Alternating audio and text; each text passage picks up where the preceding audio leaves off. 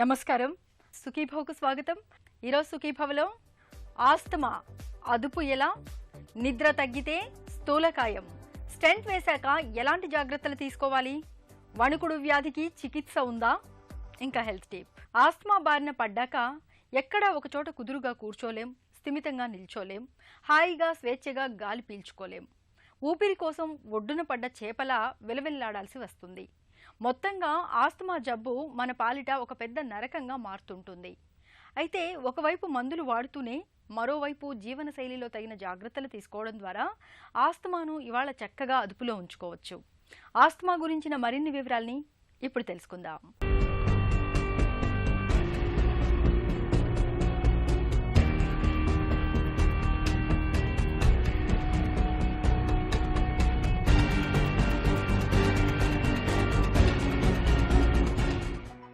మన ఊపిరితిత్తులోని శ్వాసనాళాలు చాలా సున్నితమైనవి. వీటికి ఏదైనా అలర్జీ కారకం తగిలినప్పుడు ఇవి ఒక్కసారిగా వాచి ఊపిపోయి సంకోచించుకుపోతాయి. దీంతో శ్వాస తీసుకోవటం కష్టంగా మారుతుంది. ఇదే ఆస్తమాకు మూలం. అయితే సరిపడని పదార్థాలు, అలర్జీ కారకాలన్నవి వ్యక్తికి మారిపోతుంటాయి. ఏళ్ల కొద్దీ ఎలర్జీలతో బాధపడుతున్నప్పుడు, దీర్ఘకాలికంగా జలుబు, దగ్గు వంటి బాధలు వేధిస్తున్నప్పుడు, ముక్కు నుంచి ఊపిరితిత్తుల వరకు ఉండే శ్వాస మార్గాలు ఇన్ఫెక్షన్కి గురై సన్నగా కుచించుకుపోతాయి. ఇదిగో ఇక్కడ కనిపిస్తున్నవి ఆరోగ్యంగా ఉన్న శ్వాస మార్గాలు. ఇవి ఇన్ఫెక్షన్కు గురై సన్నగా కుచించుకుపోయిన శ్వాస మార్గాలు. ఇలా సన్నగా కుచించుకుపోయిన ఈ వాయు మార్గాల్లో గాలి స్వేచ్ఛగా వెళ్లలేదు. ఫలితంగా ఊపిరి కోసం యుద్ధం చేయాల్సి వస్తుంది.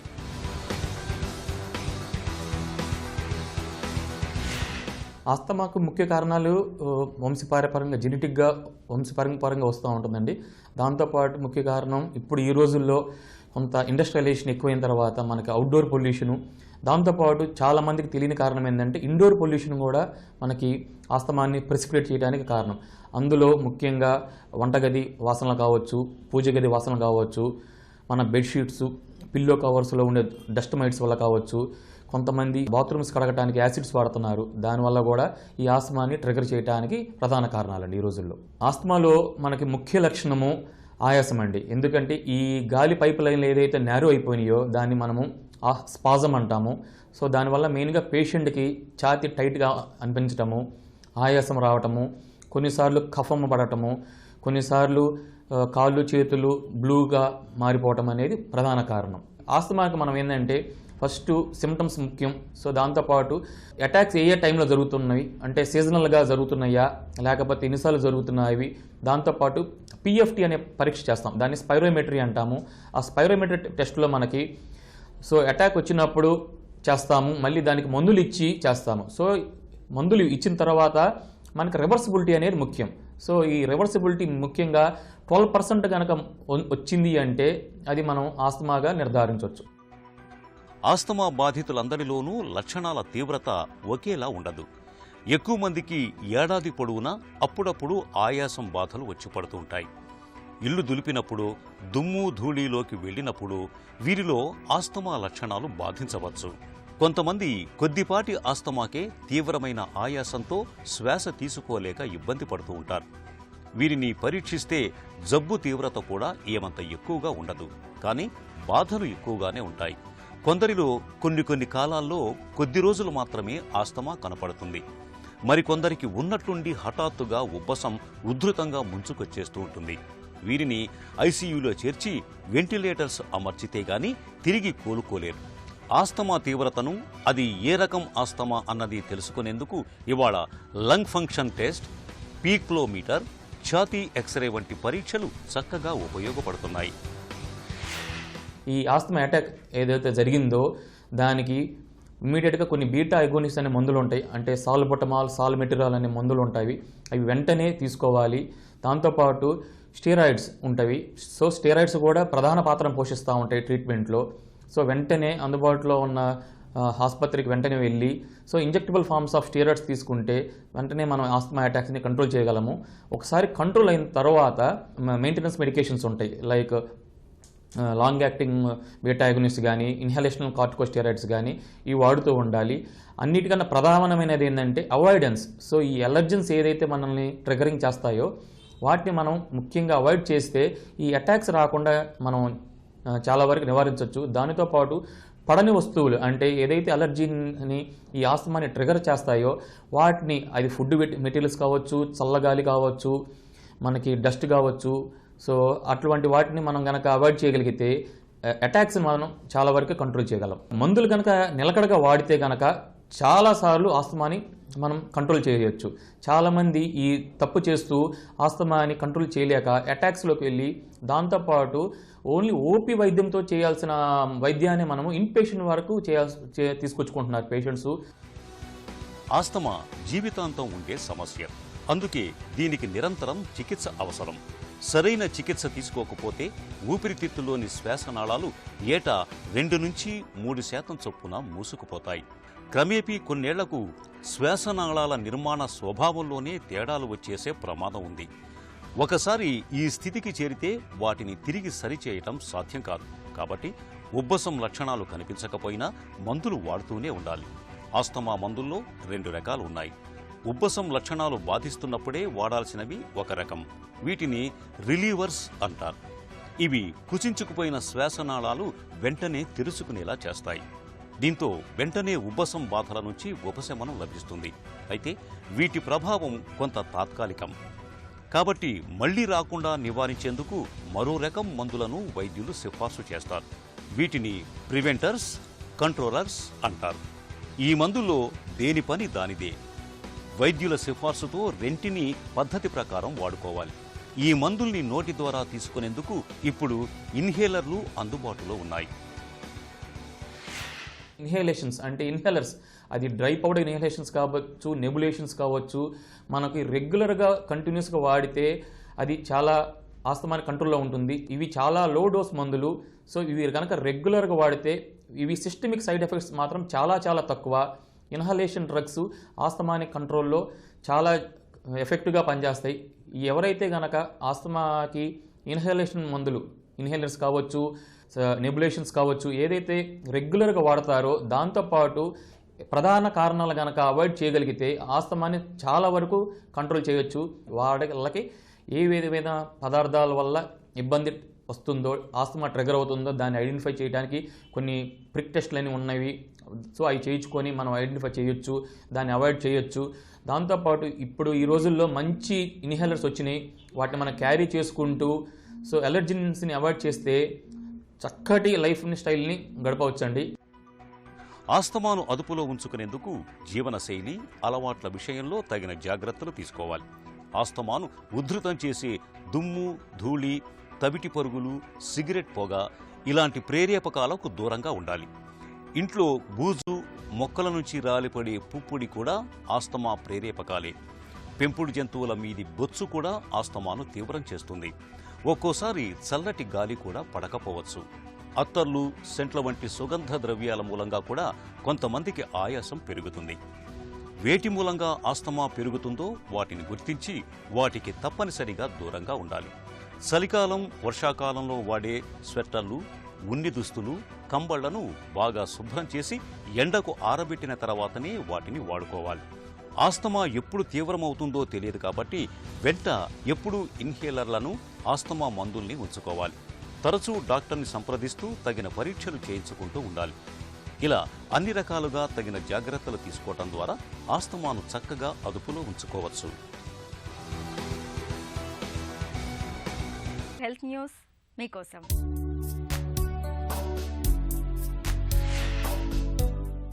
నిద్రలేమితో సతమతమయ్యే వాళ్ళకి స్థూలకాయం ముప్పు బాగా పెరుగుతున్నట్లు ఒక తాజా అధ్యయనంలో తేలింది. రాత్రిపూట రోజుకు 7 గంటల పాటు నిద్రపోయే వారితో పోలిస్తే 5 గంటల కన్నా తక్కువ నిద్రపోయే వారికి బరువు పెరిగే ముప్పు, స్థూలకాయలయ్యే అవకాశం సుమారు 70% ఎక్కువగా ఉంటున్నట్లు అమెరికాలోని కేన్ వెస్టర్న్ యూనివర్సిటీకి చెందిన పరిశోధకులు ఒక అధ్యయనంలో గుర్తించారు. సహజంగా నీటి ప్రవాహం సాఫీగా సాగిపోతుంది. అలాగే మన రక్తనాళాల్లోనూ ఎలాంటి అవరోధాలు లేనప్పుడే రక్త ప్రసరణ సవ్యంగా ఉంటుంది. అయితే ఇవాళ మనలో చాలా మందిలో రక్తనాళాల్లో కొలెస్ట్రాల్ పేరుకుపోతుండడంతో రక్త ప్రసారానికి అడ్డంకులనేవి ఏర్పడుతున్నాయి. వీటిని తొలగించి రక్త ప్రసారం సాఫీగా సాగడానికి రక్తనాళాల్లో స్టెంట్లను అమరుస్తున్నారు. స్టెంట్లను అమర్చాక మనలో చాలామంది ఇక అంతా బాగే అనుకుంటూ ఎలాంటి జాగ్రత్తలు తీసుకోవడం లేదని, పైగా మందుల్ని కూడా సరిగా వేసుకోకపోవడం, మధ్యలో మానేయడం చేస్తున్నారని చెబుతారు డాక్టర్లు. స్టెంట్లను వేశాక ఎలాంటి జాగ్రత్తలు తీసుకోవాలో ఇప్పుడు తెలుసుకుందాం.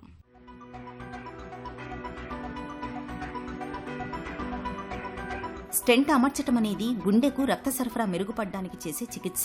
ఇది గుండె తిరిగి సజావుగా పనిచేయడానికి తోడ్పడుతుంది. దీంతో అప్పటికి సమస్య కుదురుకుంటుంది. కానీ ముందు ముందు వేరే చోట పూడిక ఏర్పడే అవకాశం లేకపోలేదు. అందువల్ల నిర్లక్ష్యం చేయకుండా తగు జాగ్రత్తలు తీసుకోవటం మంచిది. స్టెంట్ వేశారు కదా, అంతా బాగైపోయిందిలే అనుకుంటూ కొందరు మందులు వేసుకోవటం మానేస్తుంటారు. ఇది మంచి పద్ధతి కాదు. క్రమం తప్పకుండా దీర్ఘకాలం మందులు వేసుకోవటం చాలా ముఖ్యమనే సంగతిని మరవరాదు. ఇవి స్టెంట్ బాగా పనిచేయడానికి, కొత్తగా వేరే చోట పూడికలు ఏర్పడకుండా ఉండడానికి తోడ్పడతాయి. మందుల్ని మానేస్తే రక్తనాళాల్లో రక్తం గడ్డలు ఏర్పడి గుండెపోటు వంటి ముప్పులు ముంచుకు రావచ్చు. కాబట్టి ఎట్టి పరిస్థితుల్లోనూ మందులు మానేయరాదు. మధుమేహం ఉన్నప్పుడు ఇంకా జాగ్రత్తగా ఉండాలి. సాధారణంగా మధుమేహుల్లో ఊబకాయం, అధిక కొలెస్ట్రాల్, హై బీపీ కూడా ఉండే అవకాశం ఉంది. కాబట్టి ఆహారంలో కొవ్వులు, ఉప్పు తగ్గించుకోవడం మంచిది. తాజా పండ్లు, కూరగాయలు, ఆకుకూరలు మరింత ఎక్కువగా తీసుకోవాలి. అలాగే క్రమం తప్పకుండా రోజుకు కనీసం అరగంట చొప్పున వారంలో 5 రోజుల పాటు వ్యాయామం చేయాలి. కఠినమైన వ్యాయామాలే చేయాలనేం లేదు. కొద్దిగా చెమటలు పడుతూ పక్క వాళ్లతో మాట్లాడడానికి కాస్త కష్టంగా అనిపించేంత స్థాయిలో 20 నిమిషాల పాటు నడిచినా సరిపోతుంది. దీంతో రక్తంలో గ్లూకోజ్ స్థాయిలు నియంత్రణలో ఉండడంతో పాటు గుండె సామర్థ్యము పెంపొందుతుంది. అప్పుడప్పుడు డాక్టర్ని కలిసి తగు పరీక్షలు చేయించుకోవటం, ప్రతి 6 నెలలకు ఒకసారైనా డాక్టర్ని సంప్రదిస్తూ ఉండాలి. రక్తంలో గ్లూకోజ్, కొలెస్ట్రాల్ స్థాయిలతో పాటు బీపీని పరీక్షించుకోవాలి. గుండె ఎలా పనిచేస్తోందనేది చూసుకోవాల్సి ఉంటుంది. ఇలా అన్ని విధాలా తగిన జాగ్రత్తలు తీసుకుంటుంటే స్టెంట్ మరింత ఎక్కువ కాలం పనిచేసేలా కాపాడుకోవచ్చు. వయసు పైబడుతున్న కొద్దీ మనలో జవసత్వాలు ఉడిగిపోతుంటాయి. ఫలితంగా శరీరం మన స్వాధీనం తప్పుతూ ఉంటుంది. ముఖ్యంగా మలి వయసులో చాలామందికి వణుకుడు ఒక పెద్ద సమస్యగా మారుతుంటుంది. తన ప్రమేయం లేకుండానే తల ఊగుతూ ఉంటుంది. చేతులు అదే పనిగా వణికిపోతూ ఉంటాయి. చేతులతో దేన్ని స్థిరంగా పట్టుకోలేకపోతుంటారు. ఈ రకమైన వణుకుడును డాక్టర్లు పార్కిన్సన్ వ్యాధిగా పిలుస్తారు. మలి వయసు జీవితాన్ని దుర్భరంగా మార్చే వణుకుడు వ్యాధికి చికిత్స, పరిష్కార మార్గాల గురించి డాక్టర్ని అడిగి ఇప్పుడు తెలుసుకుందాం.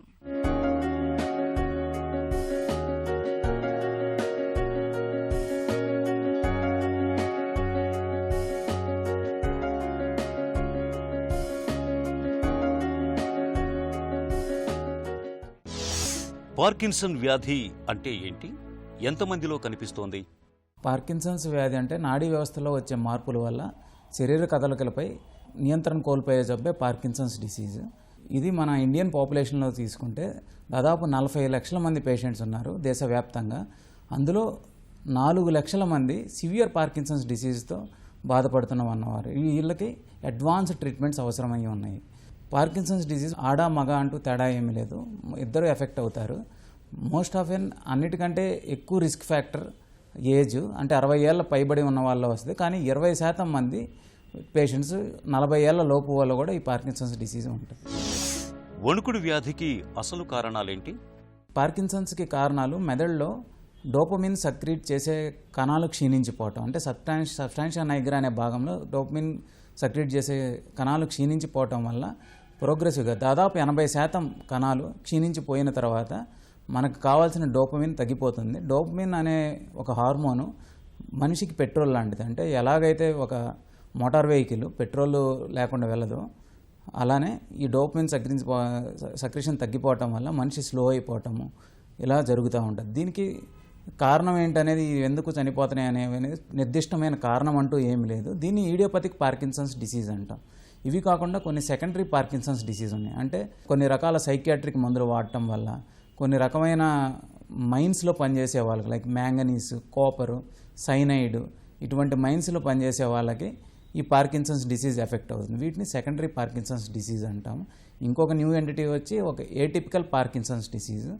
ఇవి వీటి కింద ఇతర డిజార్డర్లు, అంటే పార్కిన్సన్స్ లాగా కనపడతాయి కానీ ఇవి పార్కిన్సన్స్ కాదు. వీటిని పార్కిన్సోనిజం అంటాం. పార్కిన్సన్ వ్యాధి లక్షణాలు ఎలా ఉంటాయి? ప్రధానమైనది అన్నిటికంటే బ్రాడికైనిస్, అంటే స్లోనెస్. మనిషి ఇదివరకు ఒక పని 10 నిమిషాల్లో చేస్తే ఇప్పుడు అదే పని ఒక 20 నిమిషాలు లేకపోతే ఒక అరగంట 40 నిమిషాలు పడుతుంది. ఇది అన్నీ ఎఫెక్ట్ అవుతాయి. Day to day activities like food తింటున్నా, స్నానం చేయాలన్నా, బట్టలు వేసుకోవాలన్నా ఇదివరకంటే ఎక్కువ టైం పడుతూ ఉంటుంది. అది బ్రాడికైనీసియా అంటాము. ఇంకోటి రిజిడిటీ అంటే కండరాలు బిగుతుగా అయిపోవటం అనేది రిజిడిటీ అంటాం. స్టిఫ్నెస్ ఉంటుంది, బాగా స్టిఫ్గా ఉంటారు మనుషులు, ఒక కట్టె మాదిరి అయిపోయి వాళ్ళ పనులకి సహకరించకుండా అవుతుంది. దాంతోపాటు ట్రెమర్ అంటే వణుకుడు. ప్రిడామినెంట్లీ అతను రెస్ట్లో ఉన్నప్పుడు ట్రెమర్ ఉంటుంది, కానీ కొంతమందికి ఏమన్నా పని చేస్తున్నప్పుడు కూడా ట్రెమర్ వస్తుంది. కానీ ఇప్పుడు ఎడ్యుకేటెడ్ పేషెంట్స్ ఉంటే వాళ్ళు చేసే మోస్ట్ కామన్ కంప్లైంట్ ఏంటంటే సిగ్నేచర్ చేయలేకపోతాం అనే కంప్లైంట్ వస్తూ ఉంటుంది. అది ఎందుకంటే వీళ్ళు అక్షరాల్లో తేడా వస్తుంది. రాసే అక్షరాలు రోజుకి రాసే కొంది చిన్నగా అయిపోతాయి. సో వాళ్ళు కంప్లీట్గా వాళ్ళ సిగ్నేచర్ చేంజ్ అయిపోతుంది. మోస్ట్ ఆఫెన్ ఏమవుతుందంటే వాళ్ళు చెక్ ఇచ్చినా ఇవి బౌన్స్ అయిపోయి తిరిగి వస్తూ ఉంటాయి. ఈ కంప్లైంట్తో కూడా కొంతమంది పేషెంట్లు ప్రజెంట్ అవుతూ ఉంటారు. పార్కిన్సన్ వ్యాధిని ఎలా గుర్తిస్తారు? ప్రిడామినెంట్గా డయాగ్నోసిస్ అంటూ స్పెసిఫిక్ టెస్ట్స్ అంటూ ఏమీ లేవు. ఇది ప్రిడామినెంట్గా క్లినికల్ డయాగ్నోసిస్ అంటే వ్యాధి లక్షణాలు బట్టి డయాగ్నోస్ చేయటము. లీవోడోపా అనేది ఒక డ్రగ్. అది ఇచ్చినప్పుడు వాళ్ళు చాలా మట్టుకి వాళ్ళ వ్యాధి లక్షణాలు తగ్గిపోతే కనుక అదే ఒక స్పెసిఫిక్ డయాగ్నోసిస్. అది కాకుండా ఇతర జబ్బులు ఏమీ లేవంటానికి, అంటే మెదడులో ట్యూమర్ల వల్ల కానీ, నీరు చేరటం వల్ల కానీ, ఇంకోటి నీరు చేరటం అనేది నార్మల్ ప్రెజర్ హైడ్రోసెఫలస్ అంటాము. ఇంకోటి వాస్కులర్ పార్కిన్సోనిజం అంటాం. మెదడులో పక్షవాతాల్లాగా వచ్చి వాళ్ళు కూడా నిదానంగా అయిపోవడం, వాళ్ళు కూడా కొంతమంది ట్రెమర్ లాగా ఉండటం, ఇవి కూడా జరుగుతుంది. ఈ సెకండరీ కాజెస్ అన్ని రూల్ అవుట్ చేశాక దీన్ని ఇడియోపతిక్ పార్కిన్సన్స్ డిసీజ్ అంటాము. అప్పటికీ మనకి స్పెసిఫిక్ డయాగ్నోసిస్ రాకపోతే దీన్ని ఎఫ్డోపాపెట్ అంటే ఫ్లోరోడోపాపెట్, డోపమిన్ అనే ఒక ఐసోటోప్ని ఎక్కించి వాళ్ళ మెదడులో దాని పర్టికులర్ భాగంలో దాని మెటబాలిజం ఎలా ఉందని చూసి దీన్ని స్పెసిఫిక్గా మనం ఇది పార్కిన్సన్స్ డిసీజ్ అని కూడా చెప్పవచ్చు. ఇది supportive, this all supportive. But predominantly ఏంటంటే క్లినికల్గా ఒక పేషెంట్ 3 లేదా 4 సంవత్సరాలు లీవోడోపా మందుకి బాగా రెస్పాన్స్ ఉండి తన కార్యం తను చేసుకోగలిగితే వాళ్ళని డెఫినెట్ పార్కిన్సన్స్ డిసీజ్ కింద మనం చూడవచ్చు. పార్కిన్సన్ వ్యాధికి ఎలా చికిత్స చేస్తారు? ట్రీట్మెంట్ ఆప్షన్స్ వచ్చేసి మొదటగా non pharmacological and advanced treatment options ఈ 3 రకాలుగా ఉంటాయి. నాన్ ఫార్మకలాజికల్ వచ్చేసి రోజు ఎక్సర్సైజ్, ప్రిడామినెంట్లీగా రోజు ఉదయాన్నే వాకింగ్కి వెళ్ళటం. అన్నిటికంటే మంచి ఎక్సర్సైజ్ పార్కిన్సన్స్కి లిటరేచర్ ప్రకారం సైక్లింగ్ చేస్తే ఎస్పెషల్లీ వాళ్ళకి ఇంబ్యాలెన్స్ ఉంటుంది నడకప్పుడు, ఆ నడక అవన్నీ కవర్ అవుతాయి. దాంతోపాటు హెల్తీ ఫుడ్ తీసుకోవటం, ప్రిడామినెంట్గా పీచు పదార్థాలు తీసుకోవటం, కలర్డ్ ఫ్రూట్స్ అంటే మెలనిన్ కాంటెంట్ ఉన్న ఫ్రూట్స్ తీసుకోవటం, ఫిష్, ఇవి పార్కిన్సన్స్ డిసీజ్కి మంచి ఫుడ్స్ వీళ్ళకి. దాంతోపాటు ఫార్మకలాజికల్ మెజర్స్ వచ్చేసి ప్రిడామినెంట్గా లీవోడోపా అదే ఫస్ట్ ట్రీట్మెంట్ పార్కిన్సన్స్కి.